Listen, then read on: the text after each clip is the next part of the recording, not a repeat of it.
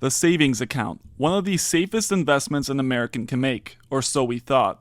Throughout your lifetime, you were likely led to believe that saving your money in a high yield saving account at your local retail bank or credit union was the way to earn close to guaranteed fixed income with what is essentially a risk free return.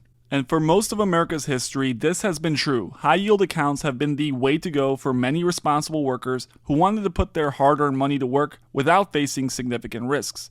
But in 2021, this is no longer true. For an example, America's largest and most prominent banks offer a savings account interest rate of 0.1%. That means if you were to have $10,000 in cash sitting in your savings for an entire year, your return would be $1. So what is a person to do? There are many options in the fixed income and investment world, ranging from municipal bonds to real estate, but all of these options carry with them significant risks that a federally insured savings account avoids because most losses are insured by the US federal government, even if your bank were to completely fail due to something like fraud. If you look at a graph of CD rates over time, you can see why these insured fixed income options were highly attractive to Americans in the past. Since 1984, however, rates have taken a steep nosedive, going from about 12% APY to nearly 0% in less than 30 years. With rates so low today, the CD account is essentially all but dead. There just aren't too many people who would willingly lock their savings for months, possibly years, to earn pennies on a dollar. Hardworking Americans who want very low risk are essentially left with no options. Personal finance gurus like Dave Ramsey would likely tell you to invest a significant portion of your extra cash into good, strong mutual funds, into retirement accounts, and paying off that big mortgage once you've paid off all your other debts. But this philosophy has some serious risks that nobody is talking about. In almost every other period in history, paying off your debts, especially your mortgage, would and should be considered the proper thing to do. Let's say you purchased a $300,000 house by getting a 30-year mortgage at 3%, a realistic price and rate given today's environment. If we assume inflation stays normal at 2%, this would mean your inflation adjustment total payments amount would be $342,038.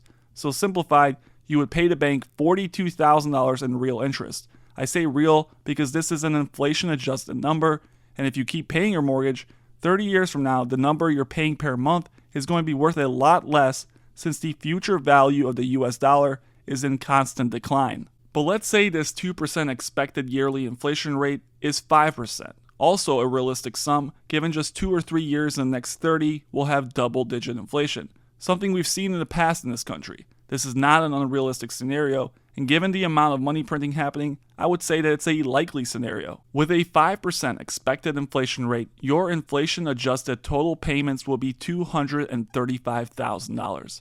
Now you're probably thinking, how is that possible? You said I paid $300K for the house, but my payments are totaling less than that.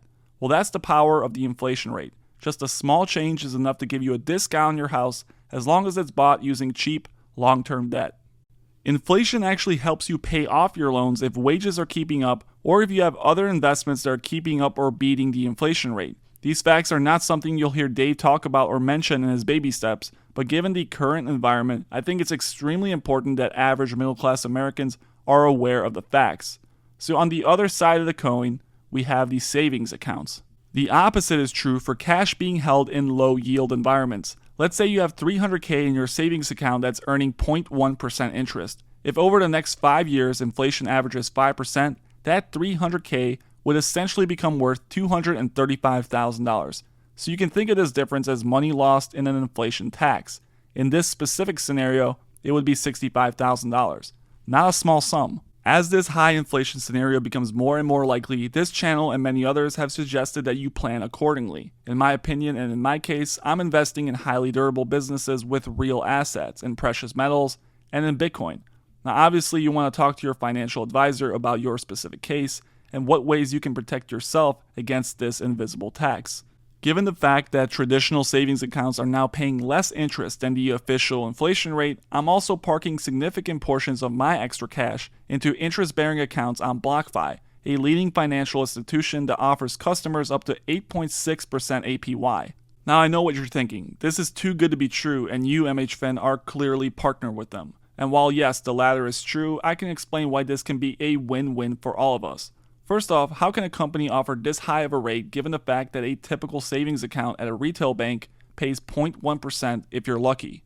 The answer lies in the business model. BlockFi is technically not a bank, but a financial services company, one that has the backing from industry-leading investors including Fidelity, Morgan Creek, and Winklevoss Capital. Unlike others, BlockFi maintains a robust storage and security system that holds a sufficient amount of reserves on hand for withdrawal requests, storing some client funds with trusted industry-leading crypto custodians such as Gemini, BitGo, and Coinbase, and lending other funds to institutions to generate yield for retail customers like you and me.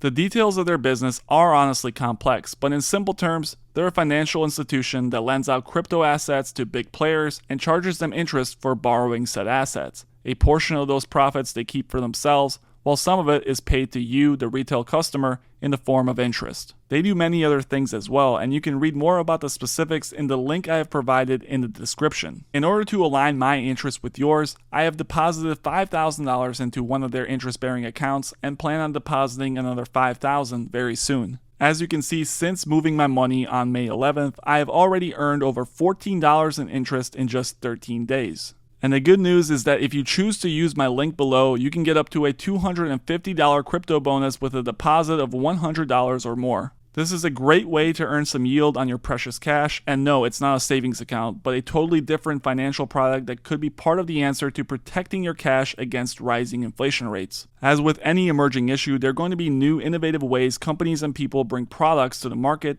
to help alleviate those problems, and I view BlockFi as a business that's doing exactly this, providing new cutting-edge services that may turn out to be the future of finance. It's no surprise they received a $350 million Series D funding that values the business at $3 billion. Thank you guys for watching, and please make sure you hit that subscribe button if you're enjoying the content.